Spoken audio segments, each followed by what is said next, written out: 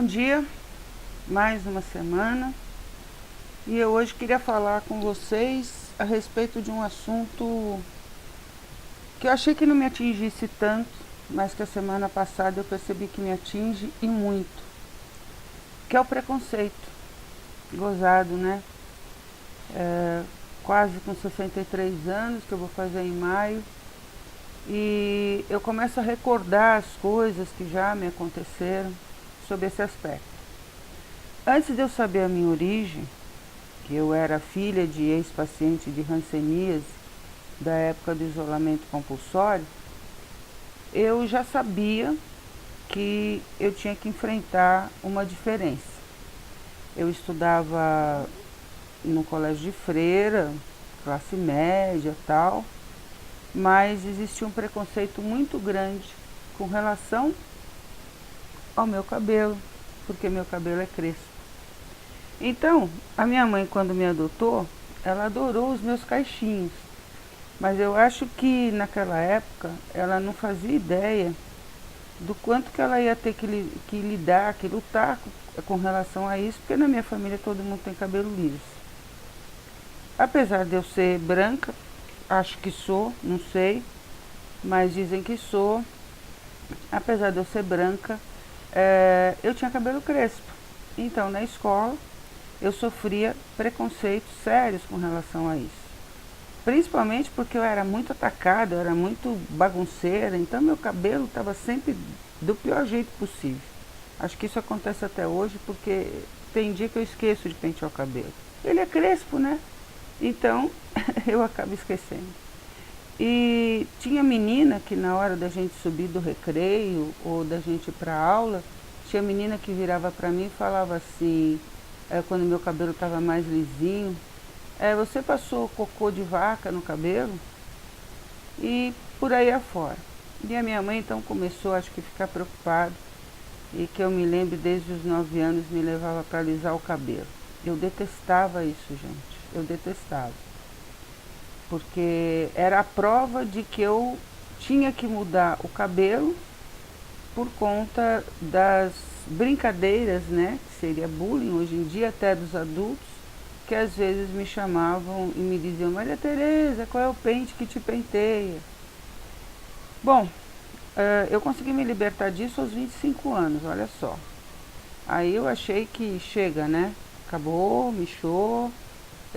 O meu cabelo tem que ser exatamente como ele é e como eu gosto dele, que é crespo. Como eu não sou muito assim de ir em salão de cabeleireiro, esse tipo de coisa, não faz parte da minha rotina, nunca fez, eu nunca tive grandes interesses por isso. Eu comecei a usar ele curto, né? E curto realmente é melhor para mim e assim as pessoas não mexem tanto comigo. Só que o cabelo curto também tem um problema, né? Tem muito ignorante por aí que às vezes eu tô no carro e a pessoa vem: senhor, oh meu Deus. Bom, já tinha esse preconceito do cabelo. Eu acho que muita gente sofre isso. Hoje em dia, eu acho muito legal que está tendo uma campanha e quando a mídia entra na briga, a coisa melhora. Então, tem muita gente já usando o seu cabelo crespo da forma que ele é, e usa comprido, usa solto, usa de qualquer jeito. Eu acho que cada um tem que ser e tem que representar aquilo que realmente é.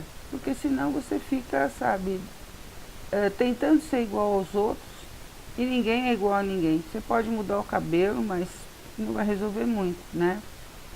Então, gente, depois de tudo isso, em 2002, aos 47 anos, quando eu tô livre de um pouquinho do preconceito, vamos dizer assim, eu fiquei sabendo que eu era filha de ex-paciente de hanseníase.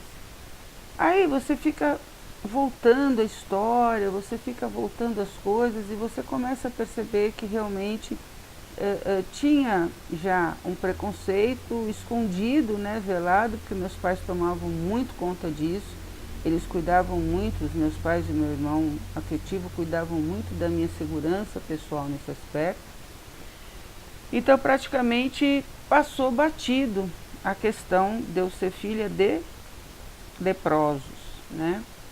Mas quando eu fiquei sabendo, em 2002, eu tentei fazer o máximo possível para que isso não me atingisse, porque eu queria, como quero até hoje, lutar não só por mim, não só pelos meus pais biológicos que eu não conheci, pelas minhas irmãs e irmãos biológicos que graças a Deus eu conheci, mas eu queria lutar contra esse preconceito.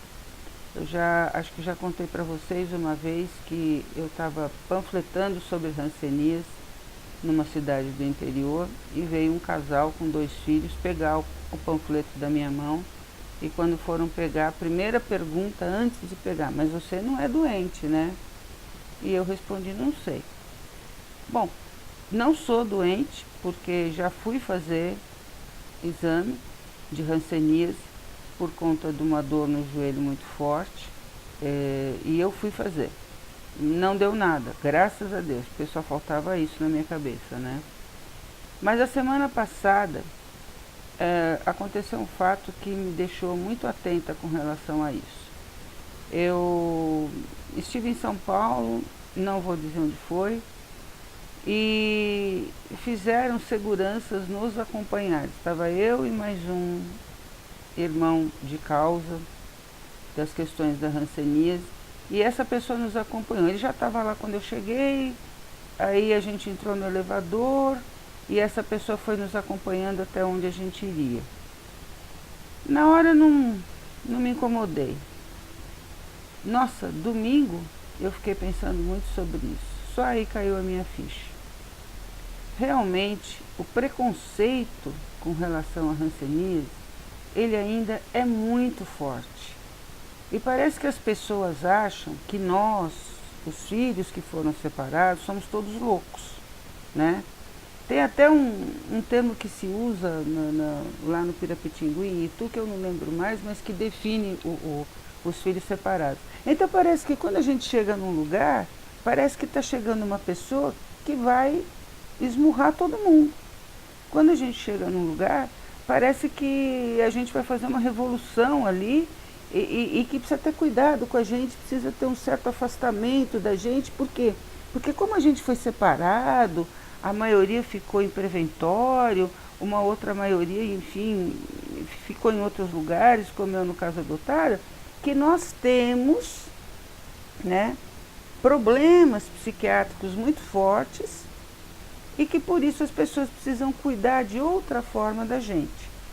Uma coisa que eu não concordo é quando as pessoas começam a pedir políticas públicas específicas para nós filhos separados. Pô, a gente já tem esse preconceito que a gente sente na pele realmente, ainda vão inventar uma política pública específica para tratar dos louquinhos dos filhos separados? Eu não sei como é que a gente vai resolver isso. Sabe, a gente é normal, nós somos normais. Uma grande maioria, e eu acho que a grande maioria mesmo, não teve hanseníase, e mesmo que tivesse, não poderia ser, sabe, discriminado por conta disso. Então agora perceba, eu sou discriminada por conta do cabelo, já fui, né? Hoje em dia eu já nem me incomodo mais. Agora vou ser discriminada porque sou filha de ex-paciente de hanseníase, agora eu vou ser discriminada porque eu luto por uma indenização que ainda não chegou. Agora nós vamos ser discriminados porque de vez em quando a gente tem que ir para o embate mesmo para as coisas acontecerem. Eu vou ser discriminada porque eu sei que eu tenho uma luta social, que eu tenho o dever de estar sempre guerreando. Eu vou ser discriminada por isso, quando eu tenho que colocar a minha opinião, quando eu tenho que colocar o meu pensamento em cima disso. Então, se eu for contra a tudo que a sociedade queria até então e quer ainda continuar, quer deixar a nossa história debaixo do tapete, se eu não concordar com isso, eu sou louca. Se eu não concordar com isso, eu tenho problema psicológico. Se eu não concordar em continuar com essa história esquecida e os filhos não serem reparados, tanto financeiramente como moralmente, por tudo que aconteceu, eu sou louca. Tá bom. Então, eu só chego à conclusão que toda pessoa que luta por uma causa, que toda pessoa que luta por justiça é maluco. Deve ser. Realmente a gente deve ser maluco. Quem luta por justiça realmente deve ser maluco. Porque o mundo não quer justiça. O mundo quer que as diferenças permaneçam exatamente onde elas estão. Mas eu não consigo ser assim. Felizmente ou infelizmente, eu vou continuar a lutar. Eu não vou para o enfrentamento, eu não vou, pelo menos ainda não cheguei nesse ponto de ter que fazer um boletim de ocorrência por conta de preconceito. Já tive vontade algumas vezes realmente de fazer, porque as pessoas, quando você conta, elas começam a te olhar diferente. Mas eu não vou fazer isso, porque talvez seja isso que as pessoas queiram, que a gente vá até as últimas consequências. E eu não vou até as últimas consequências nesse aspecto de preconceito. Eu vou continuar as últimas consequências lutando com o diálogo, com a interpretação das pessoas e buscando com que a sociedade entenda que nós somos cidadãos comuns. Se eu não soubesse a minha história em 2002, eu ia continuar sem conhecer ranceníase, como a maioria das pessoas são. Se eu não conhecesse a minha história em 2002, eu não estaria aqui hoje, em 2019, gravando vídeos para vocês, direto e reto, tentando fazer com que nossa causa seja reconhecida. Pois é, a hanseníase é uma doença que desde sempre teve discriminação. Para você que não sabe, ainda tem muito ex-paciente de hanseníase dentro dessas ex-colônias, chamam de ex, mas elas continuam aí no Brasil inteiro, precisando da sua atenção, precisando do seu respeito. A gente não quer migalha, a gente não, sabe, não está buscando que você chore com a nossa causa. As lágrimas todas que tinham que ser derramadas por conta disso já foram. O que a gente quer realmente é que você respeite a nossa causa, que você respeite a nossa situação social que foi de exclusão, que você respeite que eu, por exemplo, tenho 2 certidões de nascimento quando eu deveria ter uma, que eu fui adotada sem a minha mãe biológica saber. É que eu dei sorte, eu caí na família mais maravilhosa deste universo, mas eu poderia não ter tido essa sorte, né? Então é minha obrigação. Preconceito é uma coisa muito chata, preconceito é uma coisa muito, sabe, baixa mesmo. Ela é tão baixa, você ter preconceito é uma coisa tão baixa, tão ridícula, que você precisa repensar quando você tem isso. Ninguém é melhor do que ninguém. Ninguém, tá?